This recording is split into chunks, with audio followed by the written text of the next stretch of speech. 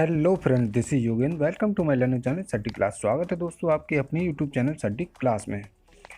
आज हम पढ़ेंगे कि भारत में पहली बार हींग की खेती कहाँ की गई। पहली बार हींग की खेती कहाँ की गई, तो चलिए कुछ देख लेते हैं इम्पोर्टेंट नोटिस को, क्योंकि ये फर्स्ट टाइम हुआ है इंडिया में, इसलिए है। तो पहली बार जो हींग की खेती, हमारी टैगलाइन भी यही है, पहली बार भारत में कहाँ की गई हींग की खेती को।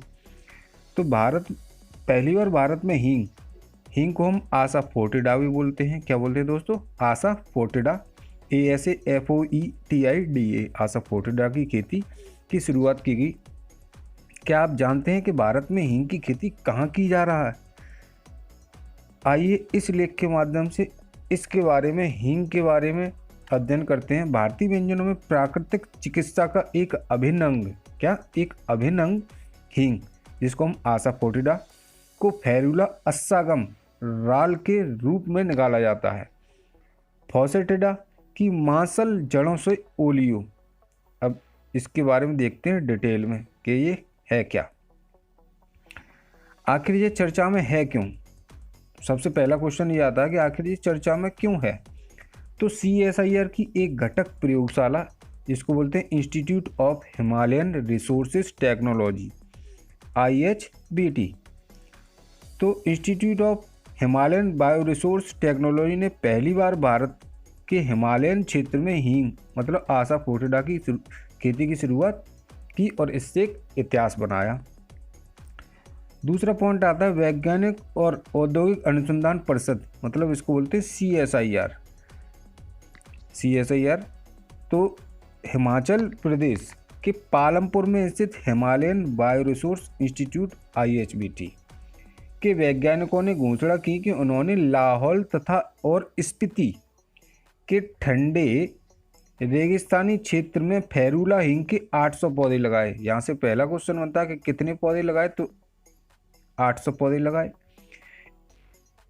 लगाए हैं।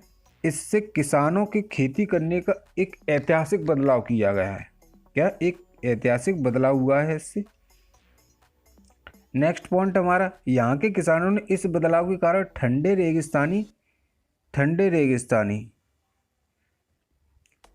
रेगिस्तानी परिस्थितियों में बड़े पैमाने पर बंजर पड़ी, सबसे बड़ी बात है कि बंजर पड़ी भूमि को, जो एकदम भूमि जो बेकार होती है, उस भूमि पर ये इन्होंने पेड़ लगाए थे। तो हुआ क्या, बंजर पड़ी जमीन का सदुपयोग करने के उद्देश्य से अब हींग की खेती को अपनाया है। किसकी खेती को? हींग की खेती को अपनाया है। इसके CSIR IHBT ने इसके लिए हींग के बीज कृषि की तकनीकों को विकसित किया। भारत में फेरुला हींग उगाने का पायलट परियोजना से देश के खाद्य पदार्थों को अपने घर में उगाए जाने वाले मसाले का स्वाद लेने में मदद मिल सकती है। आइए हींग की खेती के बारे में CSIR IHBT के प्रयासों के बारे में जानकारी लेते हैं कि ये है क्या। CSIR IHBT ने भारत में हींग की खेती शुरू करने के उद्देश्य से अक्टूबर 2018 में CSIR national bureau of plant genetic resource ICAR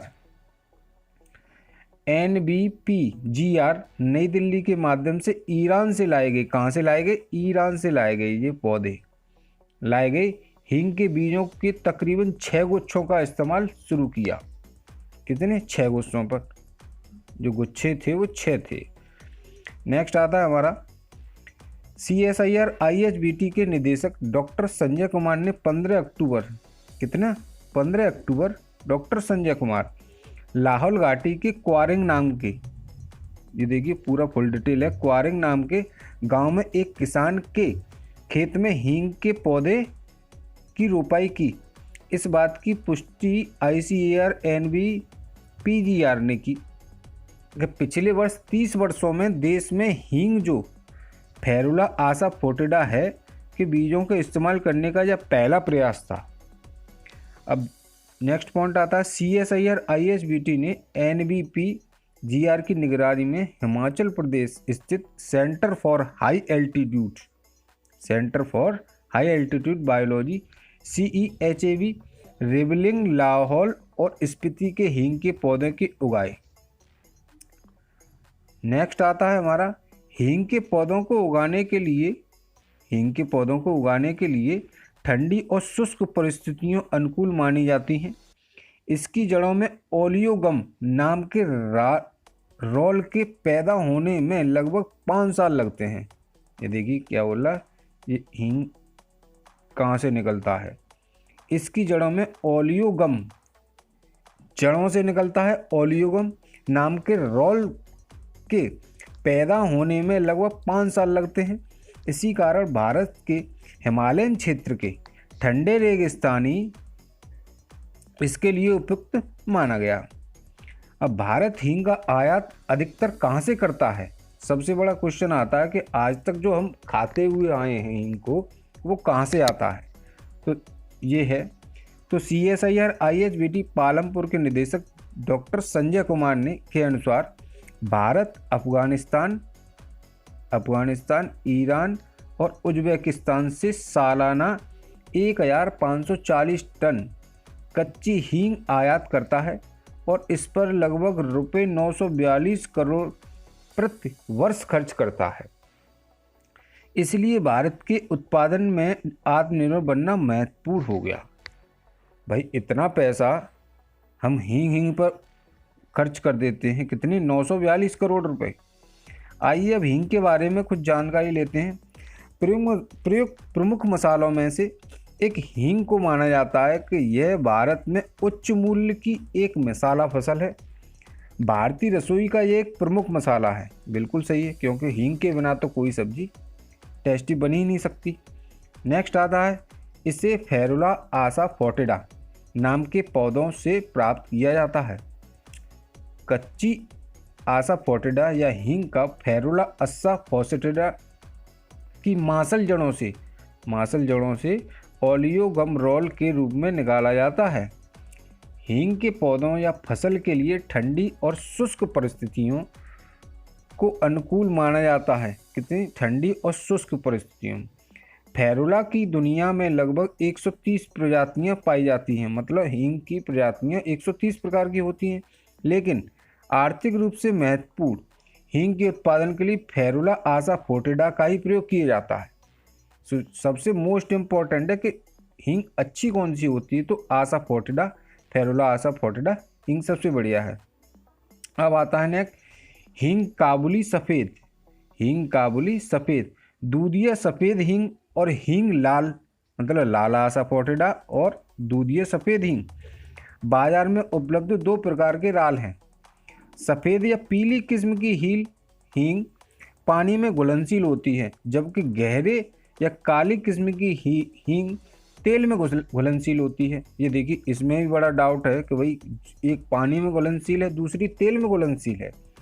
Madurai के निर्माता PC पेरुगयम के सीजे शंकर के अनुसार वाणिज्यिक रूप से बेची जाने वाली हींग को हम गेहूं के आटे और गम अरेबिक के साथ मिलाकर राल के तीखे स्वाद को ठीक किया जाता है। उपयोग के अनुसार योजक को मिलाने से हींग की सांद्रता को समायोजित करने में मदद मिलती है। उदाहरण के लिए अचार या दवाओं के लिए इस्तेमाल किए जाने वाला हींग और अन्य पदार्थों के इस्तेमाल के लिए हींग अलग अलग होती है। मतलब जो दवाओं में मिलती है वो अलग हींग होती है और जो हम घर पर खाते हैं वो अलग हींग होती है। अब PC पेरुगायम 1956 में शुरू की गई, किसमें 1956 में शुरू की गई और केरल और कर्नाटक में इसकी शाखाएं हैं। यह कई विशिष्ट भारतीय परिवार संचालित व्यवसायों में से एक है। इस मसाले को संसाधित करने में विशिष्ट है। इसमें कोई संदेह नहीं है कि भारत पहली बार शुरू की हुई महंगे मसालों की हींग की खेती से भारत आत्मनिर्भरता की ओर बढ़ेगा और नए विकल्प खोजेगा। तो ये था एक छोटा सा वीडियो दोस्तों, तो इससे आपको काफ़ी जानकारी मिली होगी। अगर वीडियो अच्छा लगे तो प्लीज़ लाइक करें, शेयर करें और सब्सक्राइब भी करें, और नोटिफिकेशन बेल को दबा लें, जिससे कि मेरे आगे आने वाले वीडियो की आपको जानकारी मिलती रहे। सो दोस्तों, तब तक के लिए मिलते हैं अगले वीडियो में। तब तक के लिए good day and good luck.